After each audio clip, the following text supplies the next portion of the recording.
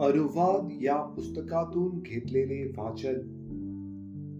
मोशे लोकांस म्हणाला, तर आता हे इस्रायेला, तू आपला देव परमेश्वर त्याचे भय धरावे, त्याच्या सर्व मार्गाने चालावे, त्याच्यावर प्रीती करावी, पूर्ण मनाने आणि पूर्ण जीवाने तुमचा देव परमेश्वर याची सेवा करावी, आणि परमेश्वराच्या ज्या आज्ञा आणि विधी मी आज तुझ्या बऱ्यासाठी तुला सांगत आहे ते तू पाळावे.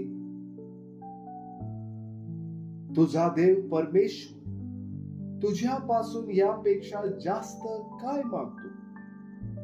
पहा, आकाश आणि आकाशापलीकडचे आकाश आणि पृथ्वी आणि तिच्यातले सर्व काही तुझा देव परमेश्वर ह्याचे आहे. असे असूनही परमेश्वराला तुझे पूर्वज आवडले आणि त्यांनी त्यांच्यावर प्रीती केली, म्हणून त्याने त्यांच्या मागे त्यांच्या संतानाला म्हणजे तुम्हाला सर्व राष्ट्रातून आजच्या प्रमाणे निवडून घेतले. हे आज माहीतच आहे.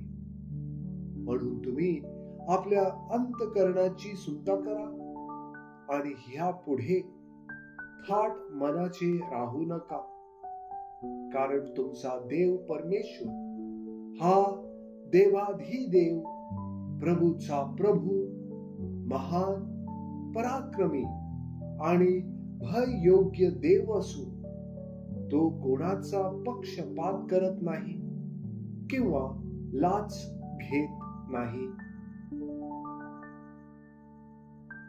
तो अनाथ आणि विधवा यांचा न्याय करतो आणि परदेशांवर प्रीती करावी, कारण तुम्ही सुद्धा इजिप्त देशात परदेशीय होता. आपला देव परमेश्वर ह्याचे भय बाळग, त्याची सेवा कर, त्याला धरून राहा आणि त्याच्याच नावाने शपथ वहा. तोच तुला स्तुतीचा विषय आहे, तोच तुझा देव आहे. आणि ही जी महान आणि भयानक कृत्ये त्याने तुझ्यासाठी केली ती तू डोळ्यांनी पाहिले आहेत. तुझे पूर्वज मिसर देशात गेले तेव्हा ते 70 जण होते, पण आता तुझा देव परमेश्वर याने तुझी संख्या आकाशातील ताऱ्यांप्रमाणे बहुगुणित केली आहे. प्रभूचा शब्द. देवाला धन्यवाद.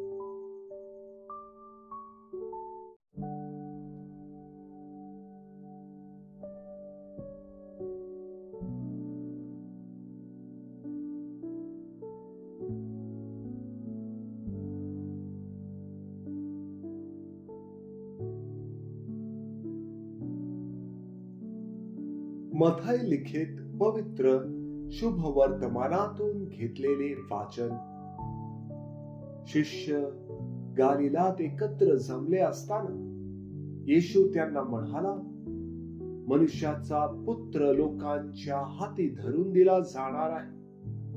ते त्याला जीवे मारतील आणि तिसऱ्या दिवशी तो उठवला जाईल. तेव्हा ते फार खिन्न झाले.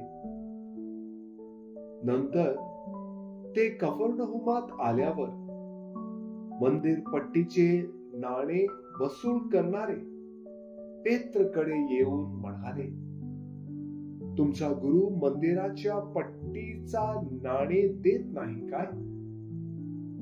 त्याने म्हटले, हो देतात.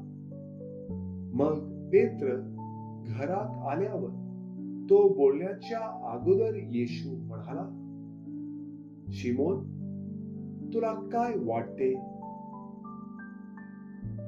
पृथ्वीवरील राजे जकात किंवा पट्टी कुणापासून घेतात?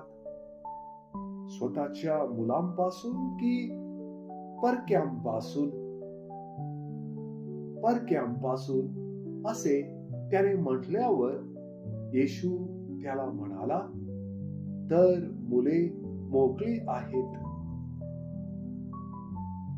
तथापि आपण त्यांना अडथळा आणू नये म्हणून तू जाऊन समुद्रात गळ टाक आणि पहिल्याने वर येईल तो मासा धरून त्याचे तोंड उघड, म्हणजे तुला 2 शेकेलचे नाणे सापडेल. ते घेऊन माझ्याबद्दल आणि तुझ्याबद्दल त्यांना दे.